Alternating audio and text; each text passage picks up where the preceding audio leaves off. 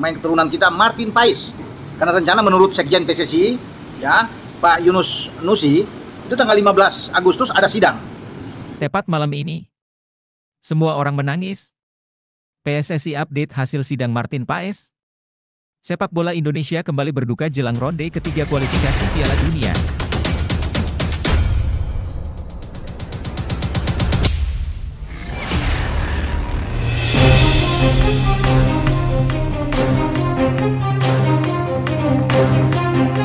Tepat malam ini, semua orang menangis. PSSI update hasil sidang Martin Paes. Sepak bola Indonesia kembali berduka jelang ronde ketiga kualifikasi Piala Dunia. Semua orang tak menyangka akan jadi begini. Mimpi ke Piala Dunia harus dikubur dalam-dalam. Sepak bola Indonesia kembali ke dalam masa kelam. Martin Paes diragukan tampil dalam pertandingan Timnas Indonesia melawan Arab Saudi dan Australia pada kualifikasi Piala Dunia 2026 zona Asia. Alasan ketidakhadirannya sudah diketahui. Namun, Mimin minta tolong tonton video ini sampai selesai, agar tidak ada kesalahpahaman yang terjadi. Dan tak bosan-bosan juga, tolong like dan share video ini ke media sosial kalian agar semua orang tahu apa yang sedang terjadi. Kiper FC Dallas tersebut masih belum jelas statusnya meskipun telah resmi menjadi warga negara Indonesia, WNI, pada 30 April 2024.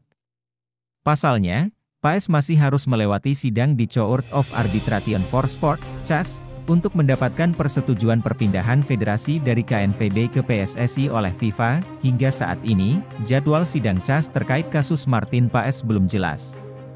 Hal ini membuat para penggemar Timnas Indonesia cemas menunggu kapan kiper berdarah Belanda tersebut akan bisa melakukan debutnya. Pengamat sepak bola, Roni Pangemanan, juga memberikan kabar yang kurang menggembirakan. Roni, yang akrab disapa Bung Ropan, menyatakan bahwa dirinya belum mendapatkan informasi terbaru yang dapat dipercaya. Sekarang masih menjadi tanda tanya, apakah Martin Paes bisa ikut atau tidak, ujar Bung Ropan pada Jumat, 16 Agustus 2024. Belum ada kabar terbaru yang bisa dipastikan. Saya sendiri ragu dia bisa tampil melawan Arab Saudi dan Australia.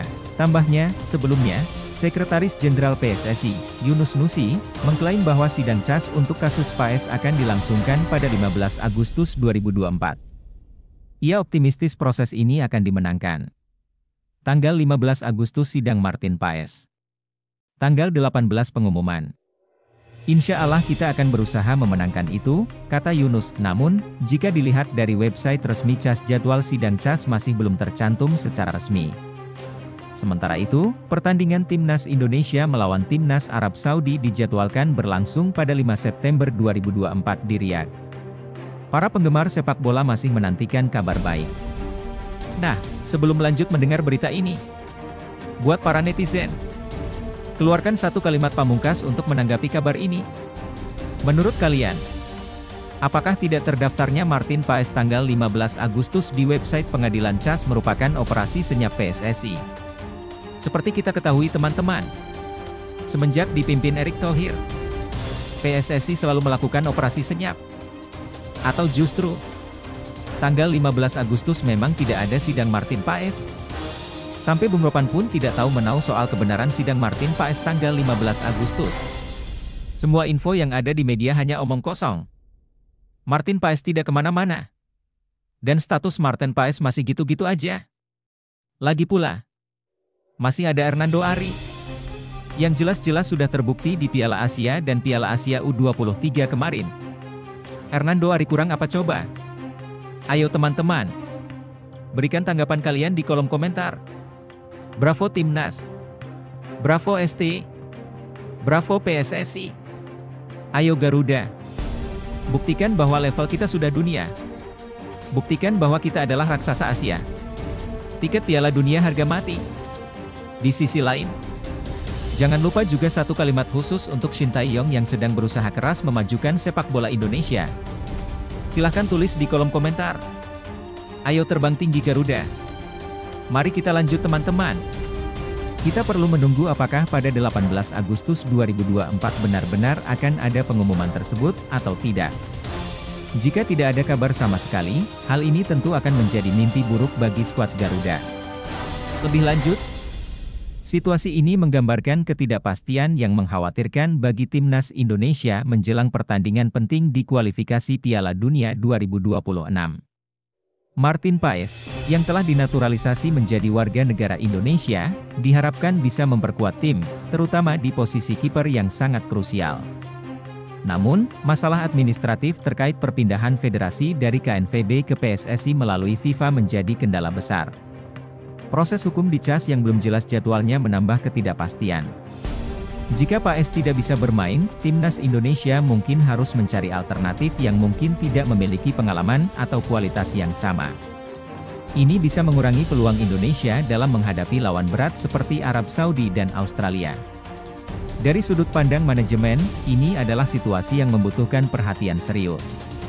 PSSI perlu mempersiapkan langkah-langkah mitigasi, termasuk mencari opsi kiper lain dan memastikan bahwa tim tetap fokus meskipun ada gangguan ini. Ketidakpastian ini juga bisa berdampak pada psikologis pemain dan penggemar, yang kini harus menunggu dengan cemas keputusan final.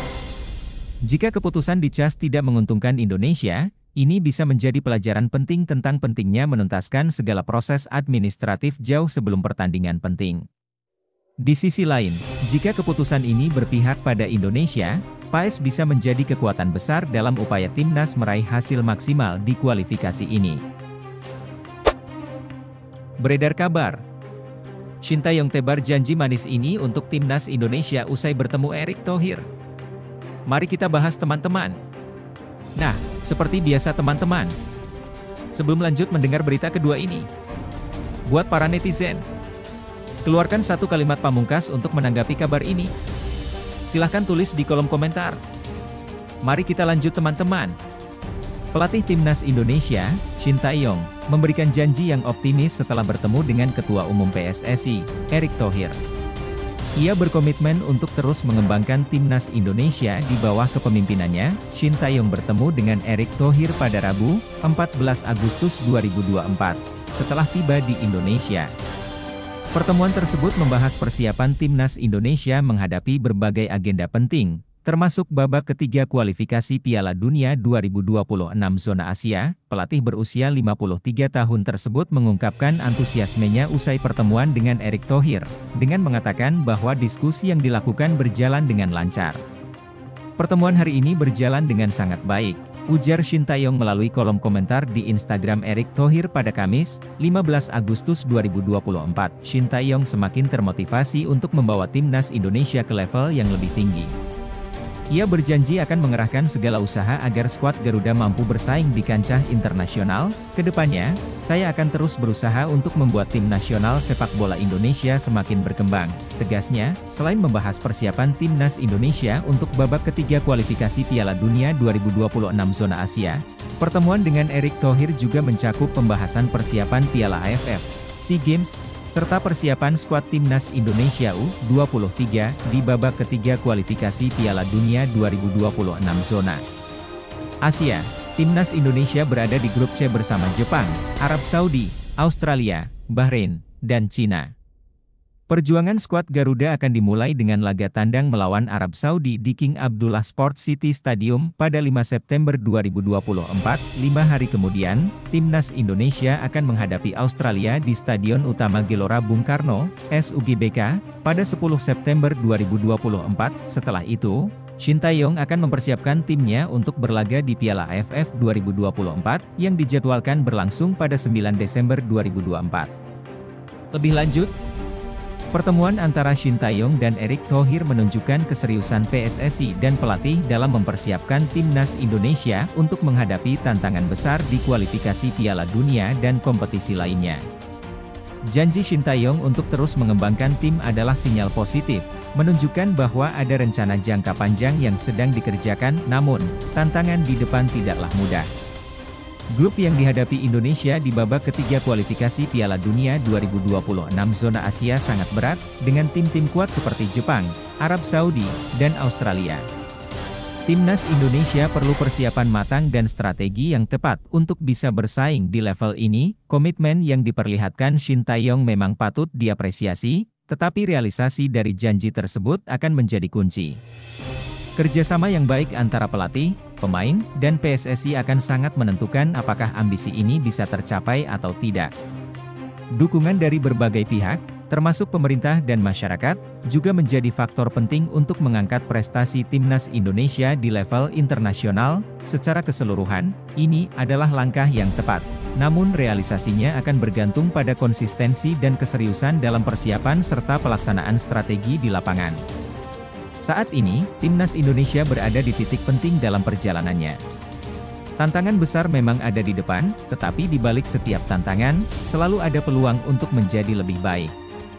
Ketika kita menghadapi lawan yang kuat, kita juga punya kesempatan untuk mengukur seberapa jauh kita bisa melangkah. Shin Tae-yong sudah menunjukkan komitmennya, dan sebagai bangsa, kita juga harus berdiri teguh di belakang tim kita. Ingat, keberhasilan tidak datang dengan mudah. Dibutuhkan kerja keras, disiplin, dan tekad yang kuat. Kita mungkin menghadapi rintangan, tetapi dengan semangat juang dan kepercayaan, tidak ada yang tidak mungkin. Mari kita dukung timnas Indonesia dengan sepenuh hati. Setiap langkah kecil menuju kemenangan adalah hasil dari usaha bersama. Jangan pernah menyerah, karena setiap kali kita jatuh, kita punya pilihan untuk bangkit lebih kuat. Teruslah bermimpi, teruslah berjuang, dan percayalah bahwa dengan kerja keras, timnas Indonesia bisa mencapai puncak tertinggi. Garuda di dadaku, mari terbang lebih tinggi lagi. Ini penyebab Shin Tae-yong tak panggil banyak pemain Persib Bandung ke timnas Indonesia meski juara Liga 1 2023 hingga 2024. Kenapa Shin Tae-yong tidak memanggil banyak pemain Persib Bandung ke timnas Indonesia meskipun mereka adalah juara Liga 1 2024 hingga 2025? Saat timnas Indonesia menghadapi Irak dan Filipina pada Juni 2024, tidak ada satupun pemain Persib Bandung yang masuk ke dalam skuad Garuda. Nah, seperti biasa teman-teman, sebelum lanjut mendengar berita ketiga ini, buat para netizen, keluarkan satu kalimat pamungkas untuk menanggapi kabar ini. Silahkan tulis di kolom komentar. Mari kita lanjut teman-teman. Padahal, beberapa hari sebelumnya, Persib Bandung baru saja meraih gelar juara Liga 1 2023 hingga 2024 setelah menang agregat 6-1 atas Madura United di final. Beberapa pemain Persib Bandung memiliki label tim nasional pada saat itu, nama-nama seperti Edo Febriansah, Rahmat Irianto, Beckham Putra, Mark Klok, dan Ezra Walian merupakan bagian dari skuad Persib Bandung. Namun, bagaimana dengan FIFA Matchday pada September 2024? Sejauh ini, hanya satu pemain Persib Bandung yang dipanggil oleh Shin Tae-yong untuk pertandingan melawan Arab Saudi pada 6 September 2024 dan Australia pada 10 September 2024. Informasi ini diketahui dari surat pemanggilan PSSI yang disampaikan melalui laman resmi Persib Bandung.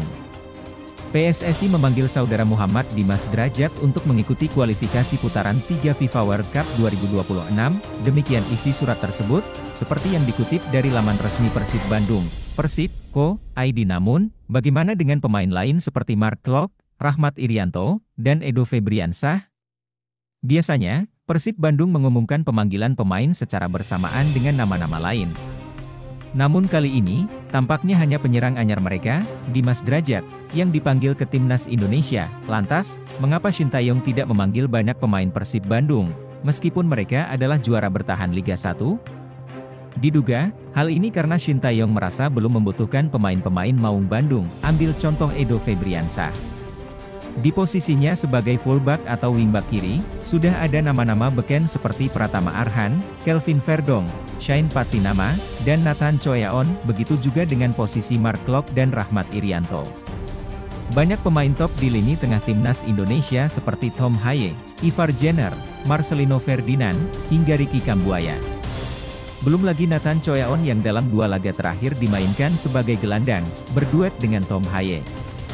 Lebih lanjut, situasi ini menunjukkan betapa selektifnya Shin Tae-yong dalam memilih pemain untuk timnas Indonesia, terlepas dari status klub mereka sebagai juara liga. Meski Persib Bandung tampil sebagai juara Liga 1 dan memiliki beberapa pemain berlabel tim nasional, tampaknya Shin Tae-yong lebih fokus pada kebutuhan spesifik tim dan taktik yang ingin diterapkannya. Hal ini juga mencerminkan filosofi pelatih asal Korea Selatan tersebut yang lebih mementingkan kecocokan pemain dengan sistem permainan yang diterapkannya, dibandingkan hanya mengandalkan prestasi klub.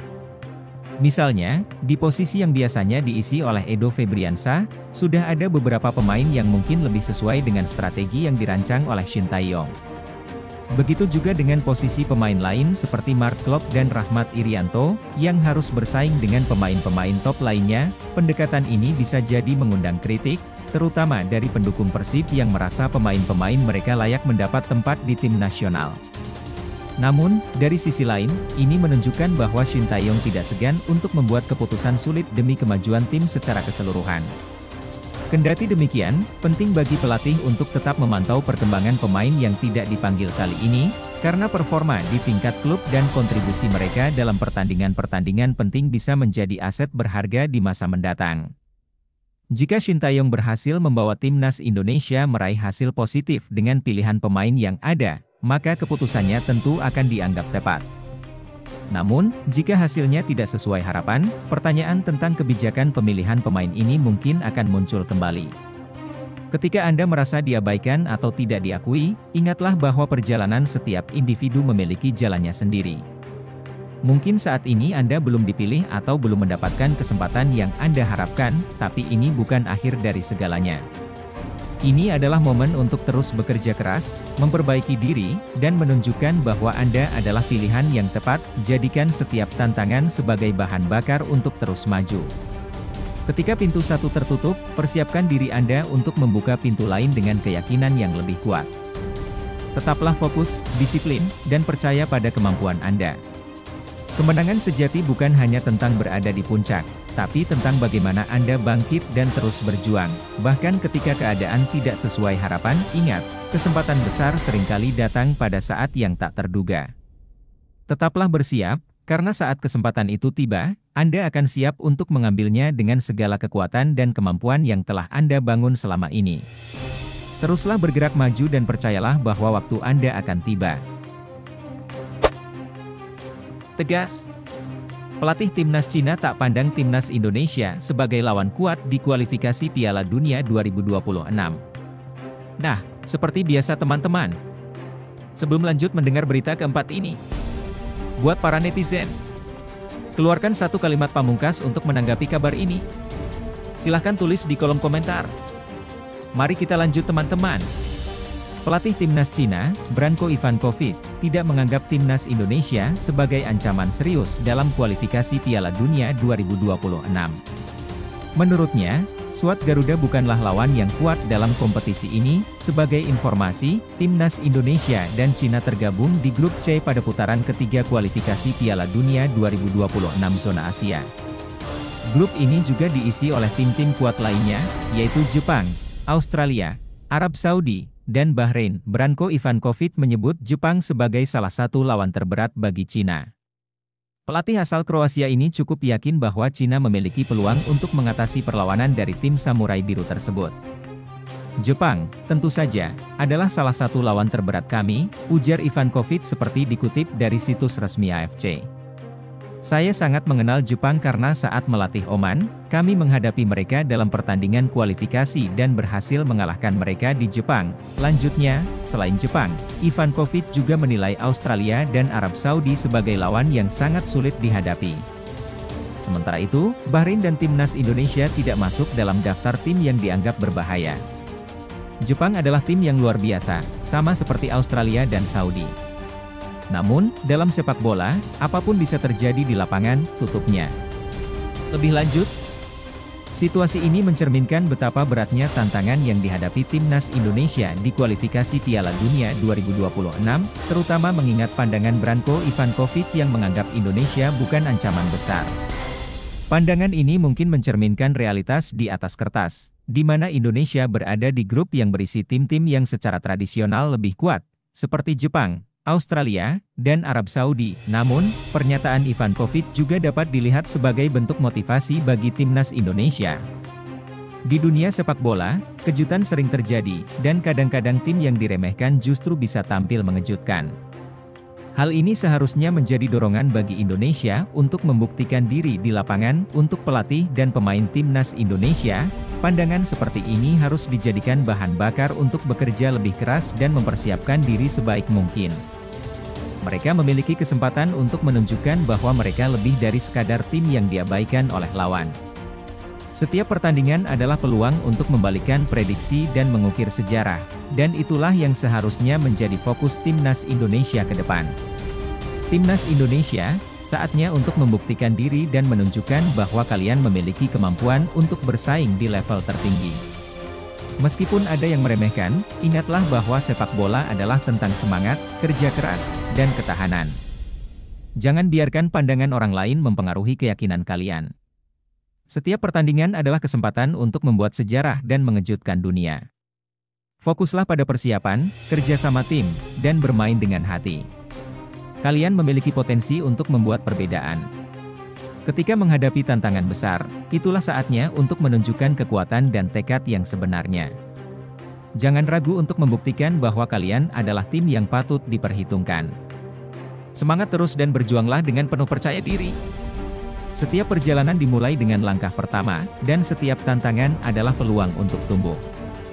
Jangan pernah meremehkan kekuatan semangat dan dedikasi. Dalam setiap latihan, dalam setiap pertandingan, kalian membangun fondasi untuk kesuksesan. Ketika menghadapi tim-tim besar, ingatlah bahwa setiap tim yang hebat pernah berada di posisi kalian. Mereka juga memulai dari bawah dan membuktikan diri melalui kerja keras dan ketahanan. Kalian memiliki kemampuan untuk mengatasi rintangan, dan setiap usaha yang kalian lakukan akan mendekatkan kalian ke tujuan. Percayalah pada diri sendiri dan rekan satu tim. Ketika kalian bermain dengan tekad dan persatuan, kalian dapat mencapai hal-hal yang tidak terduga. Jadikan setiap momen di lapangan sebagai kesempatan untuk menunjukkan apa yang benar-benar kalian capai. Teruslah berjuang dan raih impian kalian dengan penuh semangat. Penyebab bek Timnas Indonesia Jai Itzes absen bela Venezia kontra Lazio di pekan pertama Liga Italia 2024 hingga 2025. Nah, seperti biasa teman-teman, sebelum lanjut mendengar berita kelima ini, buat para netizen, keluarkan satu kalimat pamungkas untuk menanggapi kabar ini. Silahkan tulis di kolom komentar. Mari kita lanjut teman-teman. Penyebab absennya bek Timnas Indonesia, Jai Itzes, dalam laga Venezia melawan Lazio di pekan pertama Liga Italia 2024 hingga 2025 akhirnya terungkap. Jai Itzes tidak bermain bukan karena cedera. Venezia, yang berhasil promosi ke Liga Italia 2024-2025 setelah menang atas Cremonese di babak playoff Serie B 2023 hingga 2024, membuat para penggemar sepak bola tanah air dapat menyaksikan aksi Jai Itzes. Namun, bek Timnas Indonesia ini harus menunda debutnya di Liga Italia musim ini. Pada pekan pertama Liga Italia, Venezia dijadwalkan melawan Lazio di Stadion Olimpico, Roma, pada Senin, 19 Agustus 2024 dini hari waktu Indonesia Barat. Sayangnya, Jai Itzes harus absen dalam pertandingan tersebut karena sanksi akumulasi kartu kuning dari musim lalu. Menurut data Transfermarkt, Jai Itzes menerima 3 kartu kuning sepanjang musim lalu, dan kartu kuning ketiga didapat pada pertandingan terakhir Serie B 2023 hingga 2024. Akibatnya, sanksi tersebut berlaku untuk laga pekan pertama Serie A 2024 hingga 2025 melawan Lazio. Hukuman ini akan berakhir setelah 19 Agustus, sehingga Jai Itzes baru bisa membuat debutnya di Liga Italia 2024 hingga 2025 saat Venezia melawan Fiorentina pada pekan kedua. Pertandingan tersebut akan diadakan di Stadion Artemio Franchi pada Minggu, 25 Agustus 2024. Kita tunggu bagaimana performa Jai Itzes dalam memperkuat pertahanan Venezia di kompetisi ini. Lebih lanjut, situasi ini tentu menarik karena Jai Itzes merupakan salah satu pemain kunci yang dinantikan penampilannya di Liga Italia. Absennya dia di pekan pertama karena akumulasi kartu kuning menunjukkan betapa pentingnya disiplin dalam pertandingan. Meskipun dia tidak bisa bermain melawan Lazio, hukuman ini memberikan kesempatan untuk melihat bagaimana Venezia beradaptasi tanpa salah satu bek terbaik mereka. Keberadaan Itzes di laga pekan kedua melawan Fiorentina akan menjadi momen penting untuk menilai sejauh mana dia bisa berkontribusi. Ini juga akan memberikan kesempatan untuk melihat bagaimana performa Venezia dengan Itzes di lini belakangnya, yang dapat memberikan dampak signifikan pada posisi mereka di liga. Terkadang, hal-hal tidak berjalan sesuai rencana, seperti absennya Jai Itzes di pekan pertama. Namun, ini adalah kesempatan untuk bangkit dan menunjukkan semangat juang yang lebih besar. Setiap tantangan adalah batu loncatan menuju kesuksesan yang lebih besar. Jay Itzes dan Venezia bisa memanfaatkan waktu ini untuk mempersiapkan diri lebih baik dan kembali dengan performa yang lebih kuat. Ingatlah, setiap rintangan adalah peluang untuk belajar dan berkembang. Tetap fokus, terus berlatih, dan manfaatkan setiap kesempatan untuk menunjukkan kualitas terbaik. Keberhasilan seringkali datang dari ketahanan dan dedikasi dalam menghadapi tantangan. Tetaplah berfokus pada tujuan dan jangan biarkan rintangan menghalangi semangatmu. Kadang-kadang, momen-momen seperti ini bisa menjadi kesempatan untuk mengasah keterampilan dan memperkuat mental. Setiap pemain hebat pernah menghadapi kesulitan dan tantangan, dan cara mereka bangkit dari situasi tersebut seringkali menentukan kesuksesan mereka. Jay Itzes memiliki potensi besar, dan absennya di pekan pertama hanya sementara. Gunakan waktu ini untuk meningkatkan persiapan dan kebugaran, serta untuk mempelajari strategi tim. Ketika kesempatan untuk bermain tiba, jadikan itu sebagai momen untuk bersinar dan menunjukkan apa yang kamu miliki. Ketekunan dan kerja keras akan membawa hasil, dan prestasi yang dicapai akan terasa lebih berarti setelah menghadapi tantangan. Jangan pernah ragu dengan potensi yang kamu miliki, meskipun saat ini kamu menghadapi tantangan. Setiap situasi sulit adalah kesempatan untuk menunjukkan karakter dan dedikasimu. Ingatlah bahwa kegigihan dan kerja keras akan membawa hasil yang luar biasa. Teruslah berlatih, belajar, dan berfokus pada tujuanmu. Ketika kesempatan itu tiba, kamu akan siap untuk memanfaatkannya sepenuhnya. Percayalah pada proses dan yakinlah bahwa setiap langkah kecil membawa kamu lebih dekat ke kesuksesan yang besar. Keberhasilan seringkali lahir dari ketahanan menghadapi rintangan, jadi hadapi setiap tantangan dengan semangat dan keyakinan. Update ranking FIFA Timnas Indonesia jika menang lawan Arab Saudi dan Australia di kualifikasi Piala Dunia 2026, melesat tajam. Nah, seperti biasa teman-teman. Sebelum lanjut mendengar berita ke-6 ini, buat para netizen, keluarkan satu kalimat pamungkas untuk menanggapi kabar ini. Silahkan tulis di kolom komentar. Mari kita lanjut teman-teman. Ranking FIFA Timnas Indonesia akan mengalami perubahan signifikan jika mereka menang melawan Arab Saudi dan Australia di kualifikasi Piala Dunia 2026 zona Asia.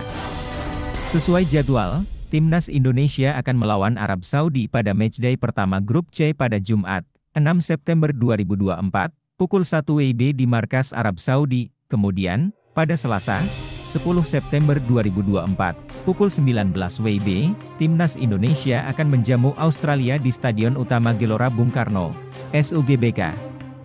Kedua tim lawan ini tergolong kuat. Australia selalu lolos ke Piala Dunia sejak bergabung dengan AFC pada 2006.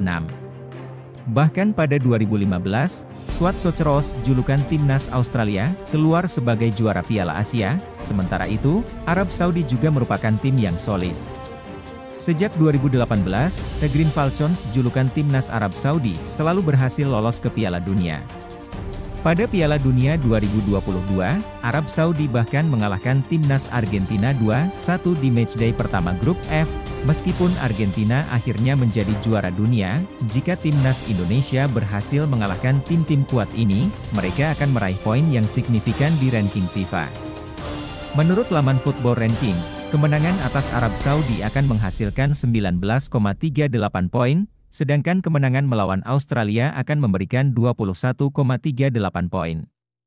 Totalnya, Timnas Indonesia bisa mendapatkan 40,76 poin. Dengan tambahan poin tersebut, Timnas Indonesia diprediksi akan naik 11 peringkat dari posisi 133 ke peringkat 122 dunia.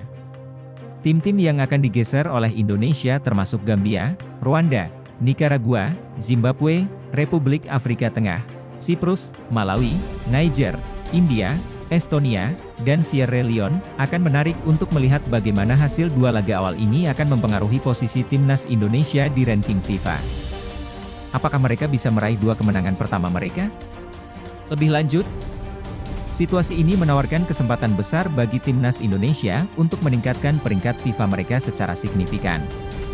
Menghadapi tim-tim kuat seperti Arab Saudi dan Australia di awal kualifikasi adalah tantangan besar, tetapi kemenangan dalam 2 pertandingan ini bisa memberikan dampak besar pada posisi Indonesia di ranking FIFA. Secara strategis, memenangkan kedua pertandingan ini akan tidak hanya mendongkrak peringkat, tetapi juga memberikan kepercayaan diri dan momentum positif untuk sisa kualifikasi.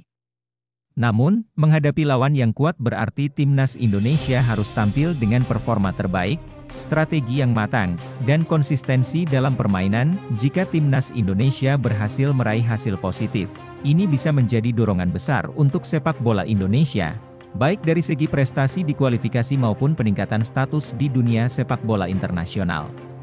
Sebaliknya, jika hasilnya tidak sesuai harapan, ini juga bisa menjadi pelajaran berharga untuk perbaikan ke depan. Timnas Indonesia, ini adalah kesempatan emas untuk menunjukkan kualitas dan semangat juang kalian di pentas internasional. Menghadapi Arab Saudi dan Australia bukanlah tugas mudah, tetapi ini adalah momen di mana kalian bisa membuktikan bahwa kalian memiliki kemampuan dan tekad untuk bersaing di level tertinggi. Ingatlah bahwa setiap tantangan adalah kesempatan untuk tumbuh dan berkembang. Kalian sudah menunjukkan kerja keras dan dedikasi sepanjang perjalanan ini, dan saatnya untuk meraih hasil yang memuaskan. Fokuslah pada permainan kalian, tetap kompak sebagai tim, dan jangan biarkan tekanan meruntuhkan semangat kalian. Peringkat FIFA adalah refleksi dari usaha dan prestasi. Dengan kemenangan di 2 pertandingan ini, kalian tidak hanya akan mendongkrak peringkat tetapi juga menginspirasi jutaan penggemar di tanah air.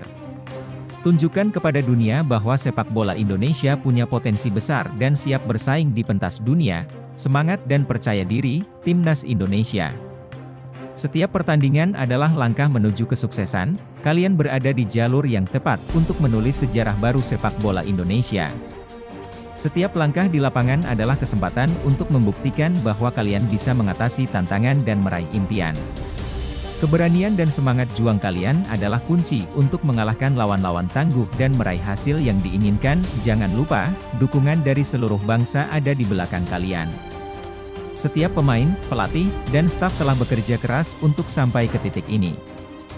Gunakan setiap momen di lapangan untuk menunjukkan dedikasi dan komitmen kalian. Kalian tidak hanya bermain untuk kemenangan, tetapi juga untuk membanggakan tanah air dan menginspirasi generasi mendatang. Tetaplah percaya pada diri sendiri dan tim, teruslah berusaha keras, dan raihlah setiap peluang yang ada. Kalian punya potensi untuk membuat keajaiban. Bertarunglah dengan semangat, karena setiap usaha dan perjuangan kalian akan membuahkan hasil. Jangan pernah menyerah dan berikan yang terbaik di setiap pertandingan. Kami percaya pada kalian.